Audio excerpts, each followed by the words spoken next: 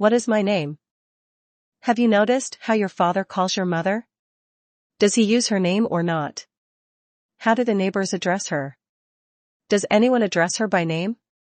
What about your grandmother? In this story, P. Satyavathi describes how a woman forgets her own name since no one addresses her by name. How does a woman gain her identity by name, by marriage, by motherhood, by education, by profession, or by anything else? Read the story, keeping these questions in mind. A young woman, before being a housewife. A woman educated and cultured, and intelligent, and capable, quick-witted, with a sense of humor and elegance.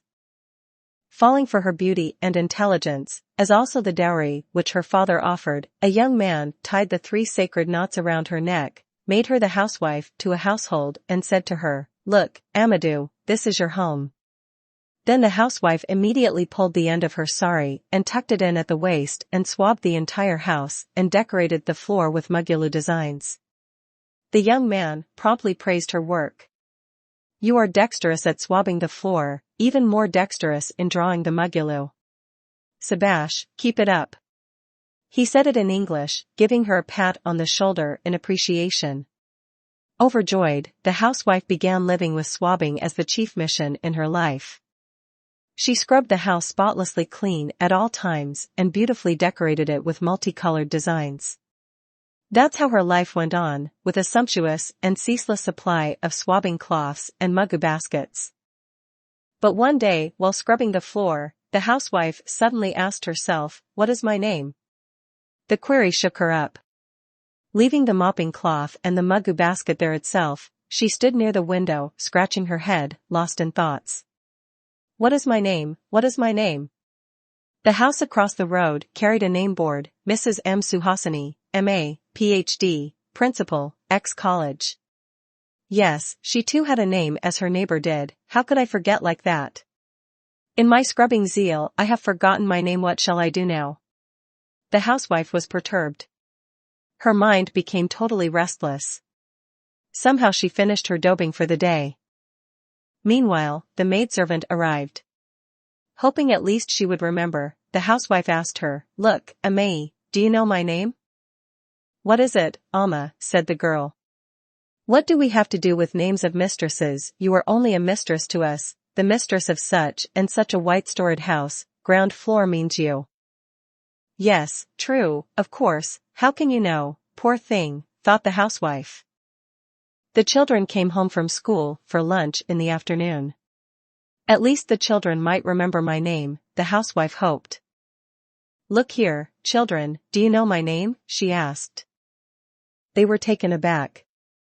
"You are Amma, your name is Amma only. Ever since we were born we have known only this. The letters that come are only in father's name, because everyone calls him by his name. We know his name. You never told us your name, you don't even get letters addressed to your name," the children said plainly. "Yes, who will write letters to me? Father and mother are there, but they only make phone calls once in a month or two. Even my sisters are immersed with swabbing their houses. Even if they met me in some marriage or kumkum ceremony, they chatted away their time talking about new mugulu or new dishes to cook, but no letters." The housewife was disappointed and grew more restless. The urge to know her own name somehow or the other grew stronger in her. Now a neighbor came to invite her to a kumkum ceremony. The housewife asked her neighbor, hoping she at least would remember her name. Giggling, the lady said, "Somehow or other I haven't asked your name nor have you told me." Right-hand side, white-storied house, or there she is, that pharmaceutical company manager's wife. If not that fair and tall lady, that's how we refer to you, that's all. That's all that the other housewife could say. It's no use. What can even my children's friends say? They know me only as Kamala's mother or Samanti. Now my respected husband is the only hope. If anyone remembers it, it is only he. During the night meal, she asked him, "Look here, I have forgotten my name. If you remember it, will you please tell me?" The respected husband burst out laughing and said, "What is it, dear? Never has it happened before. You are talking about your name today. Ever since we were married I have got used to calling you only as Yemoy. You two never told me not to address you that way because you have a name of your own. What's happened now? Everyone calls you Mrs. Murthy, don't they? Not Mrs. Murthy, I want my own name, what shall I do now? She said in anguish. What's there, you choose a new name, some name or other, the husband advised. Very nice, your name is Sadhyanarayana Murthy, will you keep quiet if I ask you to change your name to Shiva Rao or Sundara Rao? I want my name only, she said. It's all right, you are an educated woman, your name must be on the certificates, don't you have that much common sense, go and find out, he advised her. The housewife searched frantically for her certificates in the almirah, pata saris, chiffon saris, handloom saris, boil saris, matching blouses, petticoats, bangles, beads, pearls, pins, kumkumbarinas, silver plates, silver containers, to keep sandalwood paste, ornaments, all things arranged in an orderly fashion. Now here could she find her certificates? Yes, after marriage she had never bothered to carry those certificates here. Yes, I haven't brought them here, I shall go to my place, search for my certificates and inquire about my name, and return in a couple of days. She asked for her husband's permission. Very nice. Must you go just for your name or what? If you go, who will scrub the house these 2 days, said her lord. Yes, that was true, because she scrubbed better than the others, she had not allowed anyone else to do that job all these days. Everyone was busy with their own respective duties. He had his office, poor things, the children had their studies to take care of. Why should they bother about this chore, and she had been doing it all along, they just didn't know how to do it, of course.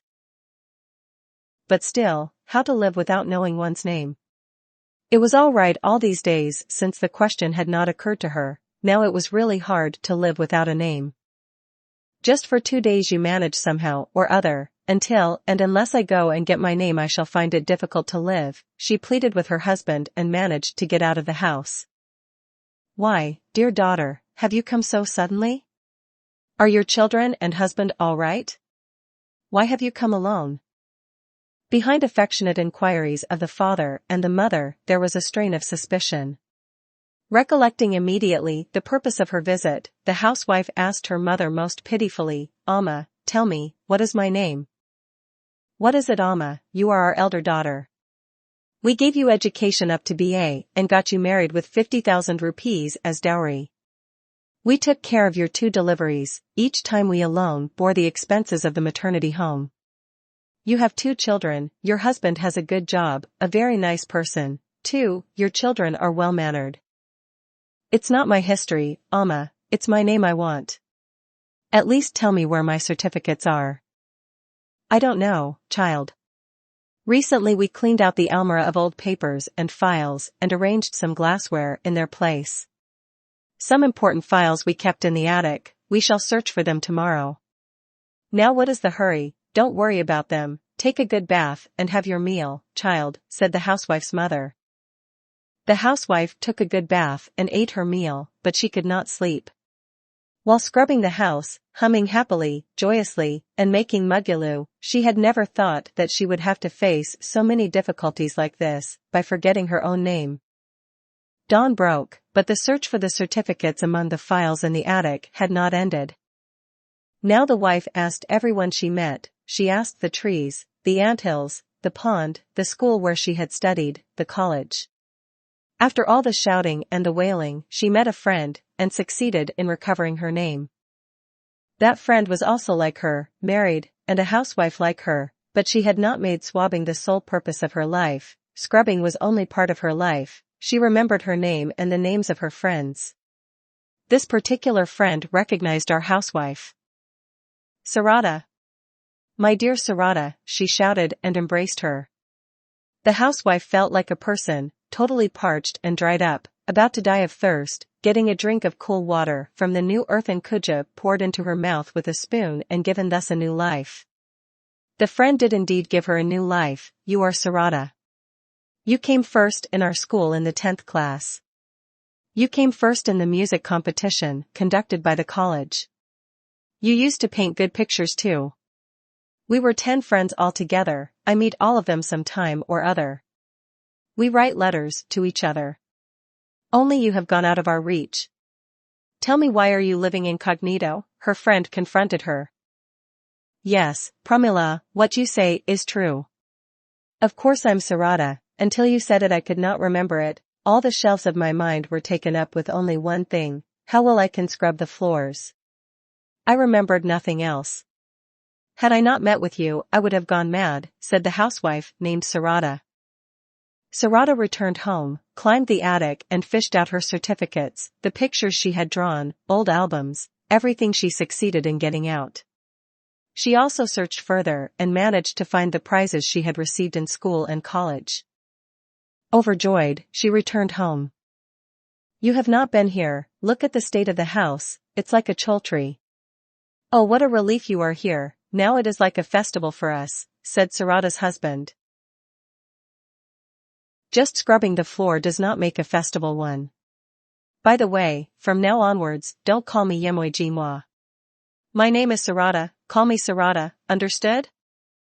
Having said that, she went inside, humming joyously.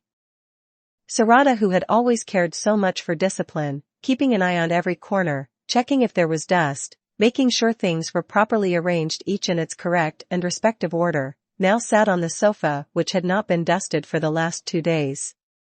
She sat there showing the children an album of her paintings that she had brought for them. By P. Satyavath. Translated by Badru Vijaylakshmi and Ranga Rao.